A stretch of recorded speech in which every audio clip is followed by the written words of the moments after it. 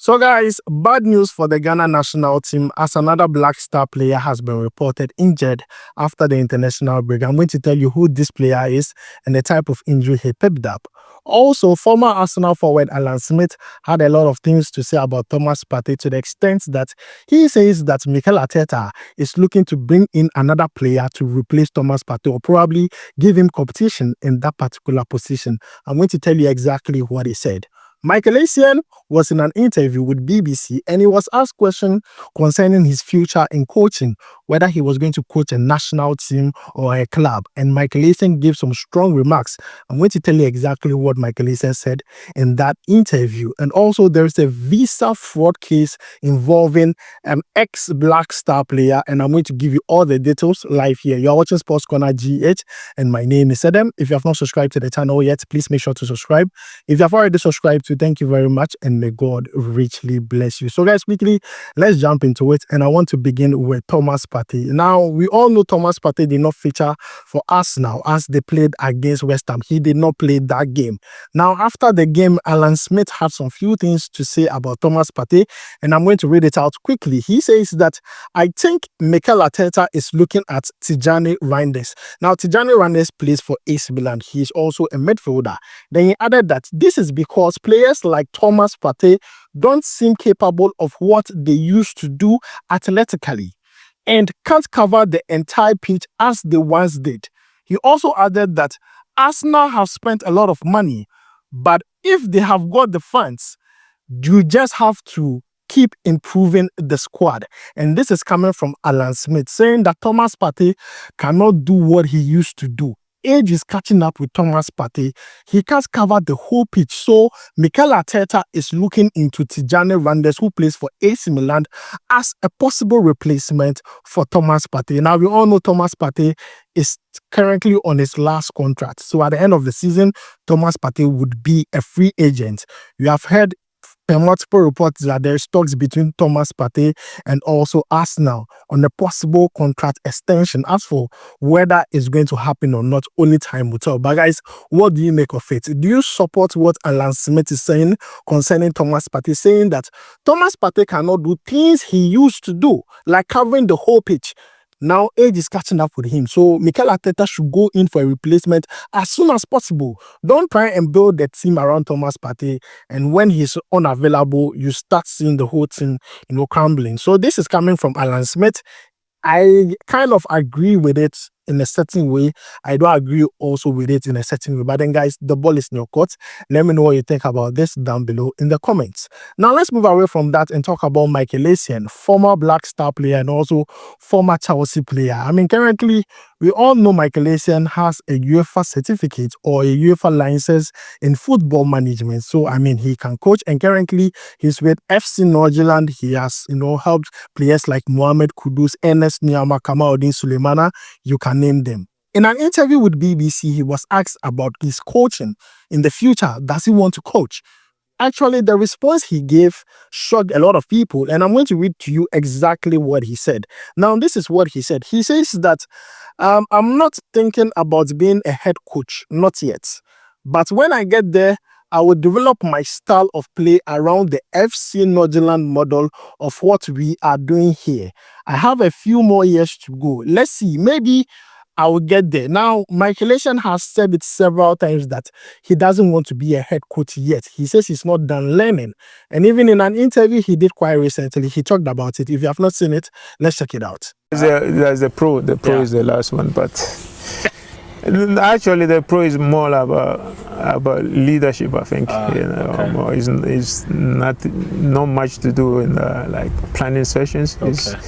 So maybe for now, no, but maybe at some point I will just do it, and for the experience and see. So let's see. But for now, I don't want to. I'm not thinking about being a head coach. It's too stressful. Yeah, that's what I was going to ask. You enjoy doing what you're doing now more than being the. Yeah, more than being the main man, and with all this media and camera in your face, it's definitely not me. So. I mean, but you never know. Maybe at some point. But yeah, for now, I love it. I think if that point comes, I think you would have been ready. I think when that point comes, you'll be ready because, I mean, you've started from the very bottom, the very beginning, and building yourself up. I mean, I don't think a lot of coaches, have that patience, especially ex-players, right? You just go straight to the top. Some of them actually finish and straight they get a big team, and the coaching don't have the opportunity to do what you're doing. So guys, you have heard from Michael Essien on his stance on being a head coach now. He says he doesn't want cameras in front of him and all of those things. But he then said that, see, if he has the chance to be a coach, then he will use the FC Northern model they are using now for his style. So, I mean, at least we are getting an idea of what Michael Essien would be if he becomes a coach. Then you just have to go and watch what Northern are doing currently, the way they play, their style of play, their mentality. Definitely, Michael Essien is picking one or two from that side. Definitely is going to help him. So, guys, that is what Michael Essien had to say about his coaching in the future. Now, let's move away from that and talk about the injury. Now, the injury update is becoming too much. After the international break, we talked about Abdul Fattah Shahaku, who picked up an ACL, Ali Disiru, who also picked up an ACL. Now, according to reports, Nathaniel Ejay, the player who made his debut for the Black Stars when Ghana played against Niger at the Accra Sports Stadium, has been reported injured. Now, in that game, he only played 40 minutes. I mean, his debut was cut short because of an injury. Now, when he returned back to France, because he plays for FC Lorient in the French League 2, when he returned back to France and they did the medical assessment, they found out that he was with an ankle sprain. Yes, an ankle sprain. And because of this, he has missed, FC Lorient's previous game. Now, before this injury, he has only missed one game. And FC Lorient, this is one of their key players. They are hoping that this season they'll do well in the League 2 so that they can get promoted to the League 1. Now, the player is injured. He's going to miss games for FC Lorient and also miss games for us. We just hope that he is back in time for the World Cup qualifiers. That is all we pray for. But then currently, Nathaniel Ejay, this player has played under 23, the junior national team. He was one player I was looking forward to because he's a very great prospect for our centre backs. But then he's injured because of the Black Stars. So guys, that is the update concerning the injury. Let's move away from that and talk about Osman Bukari. Now, he has donated some stuff to 7 communities in the Equiapem North Municipal District. Yes, this is what you want to see. I mean, footballers are who they are today because of the community that shaped them, where they are from. And it's good to give back. Even the Bible says that, Charlie, God blesses a cheerful giver. So definitely, Osman Bukari doing this is just something that we need to talk about very, very short, to 7 communities in the Equiapem North Municipal District. Lastly, let me talk about the update that has been going around for some days now. That has to do with ex-Black Star player Samuel Inkoom. Now, Samuel Inkoom is involved in a case that is currently in the Accra Circuit Court. Now, he has been charged with defrauding by false pretense. And I want to explain to you what actually happened. Now, there is a student here in Ghana who wanted to travel to the Netherlands. So he contacted Samuel Inkoom's travel and tour agency and told them that, see, I want to travel to, Netherlands for studies and I want a visa. You guys, can you help me with that? They said yes. How much do I have to pay? I mean, he was told $3,500. And then the students, hustled and paid in installments. He did not pay all at once. He paid in installments. But then Samuel Inkoom's travel and tour agency did not deliver on the promise. They did not get the boy the visa. And the boy reported the case to the police. Now, when the case went to the police station, Samuel Inkoom then paid the boy 7,000 Ghana cedis, not US dollars, 7,000 Ghana cedis, with the hope of paying the rest of the money later. So, I mean, they left the police station and then the boy was promised that we'll pay the rest of the money later. The boy called Samuel Inkoom, called the traveling and tour agency, called them several times that, where's the rest of my money? He wasn't getting response. They were tossing him, today come here, tomorrow do this, today come here. And the boy sent the issue to court. Now, when the issue got to court, Samuel Inkoom pleaded not guilty and he was left to go out on a bill for 50,000 Ghana cedis. Now, guys, this is the case. Now, the court is going to resume on the 30th of December. And this whole issue is getting ground. People are talking about it. Why will Samuel Inkoom do this? Why will we do that? Because, if you can pay a bill of 50,000 Ghana cedis. Why don't you pay the guy's money to him? Because the $3,500 is not even up to 50,000 Ghana cedis.